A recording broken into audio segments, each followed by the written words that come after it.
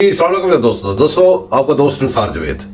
बात ये करनी थी कि दुश्मन की ताकत क्या है। दुश्मन की ताकत है कि आपकी कमजोर जो यादाश्त है। जब आप यादाश्त अपनी खो बैठते हैं, बार बार उसी चुंगल में फंसते हैं। जैसा कि आजकल आप कुछ लोग देख रहे हैं, जैसे फैजुल हसन चौहान वो हैवान, वो जो फिरदौस आशिक हैवान है, वो इस तरह के लोग जो इतनी लिमिट अपनी कोई नहीं रखते। अभी फिरदौस आशिक हैवान का आपको शायद याद नहीं रहा, अभी कुछ अर्सा पहले जब ये पीटीआई में थी, एक औरत इसे मिली। उस औरत से सिर्फ पूछा तेरे बच्चे कितने हैं, उसने कहा 8 बच्चे। कहते यही काम करते रहती हो। इतनी रौनक थी इनके ऊपर, इतनी ये तकब्बर में थे ये लोग, किसी को कुछ भी कह देते थे। अब भी ये किसी को कुछ भी कह देते हैं। आजकल ये जब बैठ के जो आपकी जगह पे बोल रहे होते हैं ना, पीटीआई को कुछ कह रहे होते हैं, आप इसको सराहते हो, उनके पोस्टर लगाते हो ना, मैं नहीं इसको लाइक करता। क्यों? ऐसे लोगों पे को कभी लिफ्ट नहीं करानी चाहिए। ये उधर भौंक रहे थे, अब चाबी इधर की भर दी, इधर भौंक रहे हैं, कल चाबी किधर। ये तो कोई इंसानियत ना हुई। इन लोगों को डिस्करेज करें। पहली बात ये है, इनकी ये जितनी मर्जी कीमती आपकी फेवर की बात करें, उसको आप रीपोस्ट ना करें, उसका हवाला ना दें। क्यों? ऐसे लोग हमारे ये वाडा, आपको पता है शूज लेके आ गया था प्रोग्राम में, शूज ऊपर आ गया था। ये इतना अरसा गैर कानूनी तौर पे बैठा रहा है। वो जो पाकिस्तान के ओहदे हैं बहुत बड़े बड़े, वो एंजॉय करता रहा गैर कानूनी तौर पे और कोर्टों की मदद से। अब कोर्ट्स ने इसको नाहल जब किया है तो इसको सजा दी है कि तुमने ये फ्रॉड क्यों किया था। अधूरे फैसले हमारे मुल्क को तबाह कर रहे हैं। जब कोई फैसला, जैसे ये जो इमरान खान ने और ये सूरी ने, जब वो इस्लामिक टच वाले ने असेंबली तोड़ दी थी, ये प्रेसिडेंट भी, ये जो आपका प्रेसिडेंट है, ये भी अलवी साहब भी उसमें शामिल थे। जब कोर्ट वहां पे फैसला लिख रहा है कि भाई ये गैर कानूनी तौर पे तोड़ेगी, इसको बहाल कर दी, असेंबली को बहाल कर दिया, लेकिन उनको सजा नहीं दी। इसको कहते हैं अधूरे फैसले। मैं आपको ये यादाश्त थोड़ी आपकी दोबारा आपको याद करवाता रहा, तो इसलिए कि हमारी कमजोर यादाश्त दुश्मन की ताकत है। मैं आपको याद करवाना चाह रहा हूँ कि भाई ये जो मरासले का गेम शुरू हुई थी, जिसकी वजह से इम्पोर्टेड हुकूमत, गैर मुल्की साजिश, ये फलां, जितने इनके नारे लिखे हुए, गाड़ियों के पीछे नारे लिखे थे, हमको गुलाम हैं, हम गुलामी नहीं करेंगे, ये सारी चीजें तहरीकें चली थी और वो आपको पता चला सारा 2 नंबर निकला है। लेकिन जब वो उसकी इम्प्लीमेंटेशन कर रहे थे, जब ये धमा चौकड़ी मचा रहे थे, ये इनकी फ्रोनियत थी, जब इसको इस्तेमाल कर रहे थे, वो कैसे इस्तेमाल हुआ था उसकी झलक मैं आपके लिए लेके आया हूँ।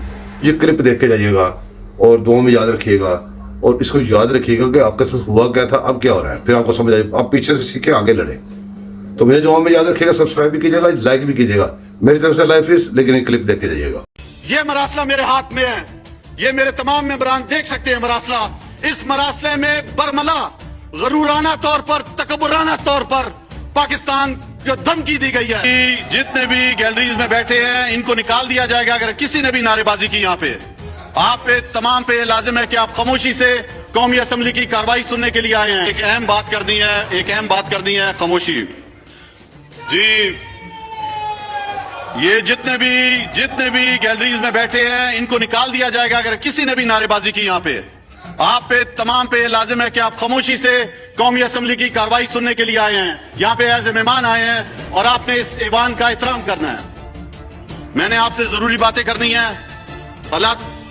अदालत उज़्मा के हुक्म के मुताबिक पाकिस्तान के वज़ीर आज़म इमरान खान के खिलाफ अदम एतमाद पर वोटिंग हो चुकी है और इसका नतीजा आप सबके सामने है।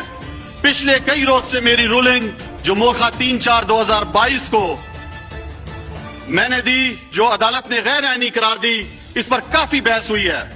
अदालत के फैसले का एहतराम हम सब पर लाजिम है, लेकिन मैंने जो फैसला जिन वजूहात की बिना पर किया, वो हालात और वाकयात मैं आप सबके सामने रखना चाहता हूं। वो फैसला मैंने एक मुहिब वतन पाकिस्तानी की हैसियत से किया।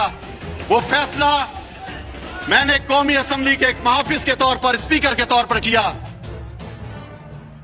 मैं आपको बताता चलूं कि वफाकी काबीना, कौमी सलामती कमेटी और पार्लिमानी कमेटी बराए कौमी सलामती के इजलास में वो गैर मुल्की मरासला जेर बहस लाया गया और इस बात की तायीद की गई कि पाकिस्तान के वजीर आजम के खिलाफ अदम एतमाद की जो तहरीक लाई जा रही है वो एक गैर मुल्की साजिश है। और अब वफाकी काबीना ने, और अब जो आखिरी वफाकी काबीना का इजलास हुआ है मोरखा 9/4/2022 को, इसमें फैसला किया गया कि ये मरासला डी क्लासिफाइड किया जाए और ये मरासला मुझसे पहले कौमी असम्बली के स्पीकर असद कैसर को हुकूमत की तरफ से आया और असद कैसर ने खुद पढ़ा और खुद बगौर जायजा उसका लिया, और जब मैं यहाँ पे एक्टिंग स्पीकर आके बना हूं, बैठा हूं, ये मरासला मेरे हाथ में है, ये मेरे तमाम मेंबरान देख सकते हैं मरासला। इस मरासले में बरमला गरूराना तौर पर, तकबराना तौर पर पाकिस्तान को धमकी दी गई है और कहा गया है कि ये आपको ये भी